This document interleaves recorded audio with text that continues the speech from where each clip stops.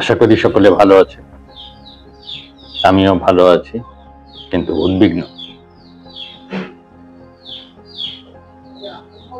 আজকে যে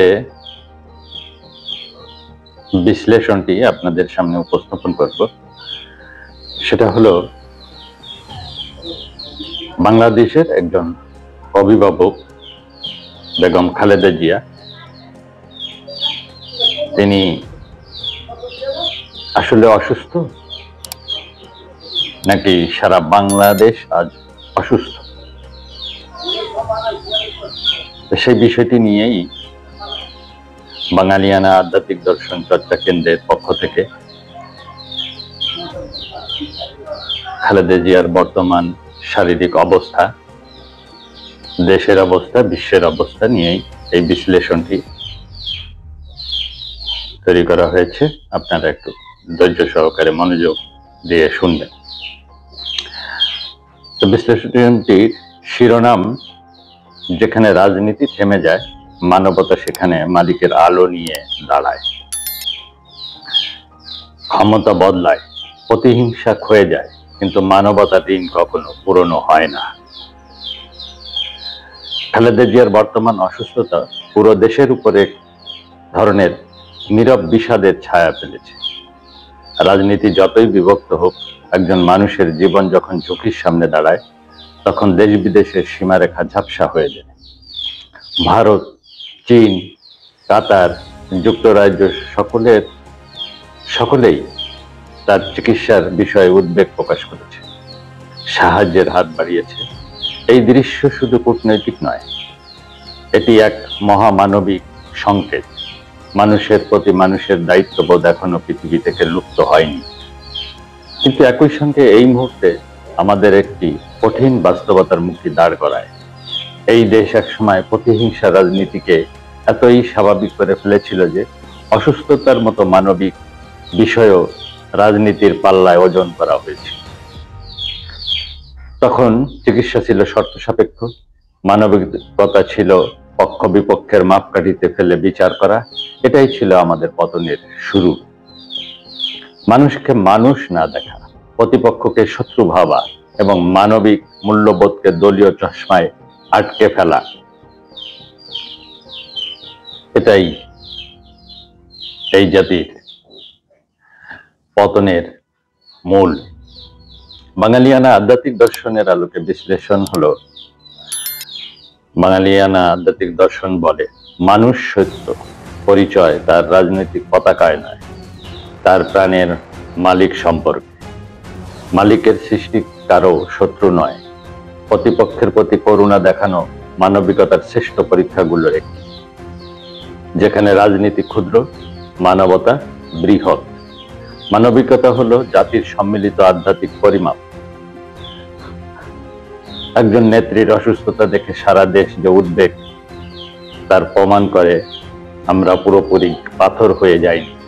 এটি আমাদের ভেতরের মালিক স্মরণ, যেখানে প্রতিহিংসা নয়, দয়া আমাদের প্রকৃত পরিচয়। একটি জাতির শক্তি আর ক্ষমতায় নয়, তার সহমর্মিতায়। আজ বৈশ্বিক শক্তিগুলো তার চিকিৎসা নিয়ে উদ্বেগ প্রকাশ করছে। এটা রাজনৈতিক সংকেত নয়, এটা আমাদের মানবিকতাকে আয়নায় দেখানোর মতো এক সতর্কবার্তা। রাজনৈতিক প্রতিহিংসা কখনো আধ্যাত্মিকতার সেদিকে পৌঁছায় না, যেখানে মানব জীবন পবিত্র। যে সমাজ অসুস্থ, শত্রুকেও সেবা দেয়, সেই সমাজই প্রকৃত সভ্য। যে রাষ্ট্র প্রতিপক্ষকে চিকিৎসাকেও রাজনৈতিক পাল্লায় ওজন করে, তা আধ্যাত্মিকভাবে শূন্য। আজকের শিক্ষা হলো, খালেদা জিয়া শুধু একজন রাজনীতিক নন, আজ তিনি আমাদের সামনে এক মানবিক আয়না, যেখানে আমরা দেখতে পাই প্রতিহিংসার রাজনীতি কেমন ছোট, মানুষ বাঁচানো কত বড়। রাজনীতি প্রতিপক্ষ ও জাতীয় সম্পদ, ক্ষমতার উদ্ধত্ত সময়ের কাছে পরাজিত, মালিকের কাছে সব মানুষ সমান। তো তিনার বর্তমান অবস্থান এবং শারীরিক অবস্থা নিয়ে বলছি। তিনি বর্তমানে, আমি যখন এই বিশ্লেষণটি আপনাদের সামনে পাঠ করছি, তখনও তিনি এভার কেয়ার হসপিটালে ঢাকাতে ভর্তি আছেন। তো তিনি গত 27 তারিখ হতে সিসিইউতে আছেন।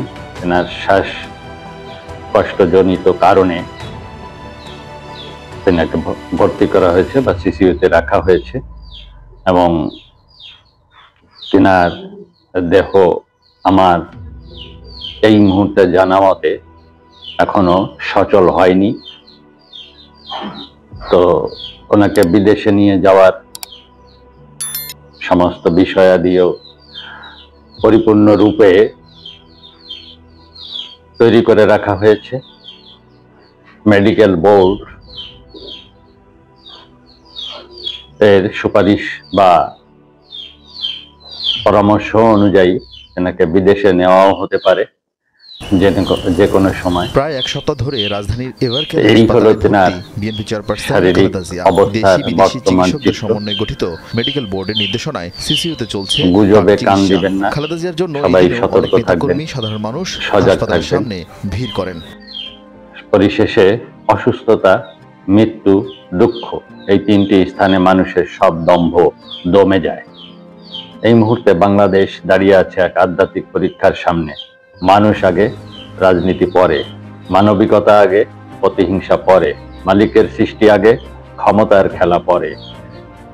একটি সত্য আজ আবার প্রমাণিত হলো, মালিকের দুনিয়ায় ক্ষমতা ক্ষণস্থায়ী, কিন্তু মানবতা অমর, চিরস্থায়ী। তো ধন্যবাদ, ভালো থাকবেন। মালিক ভরসা, জয় জয়।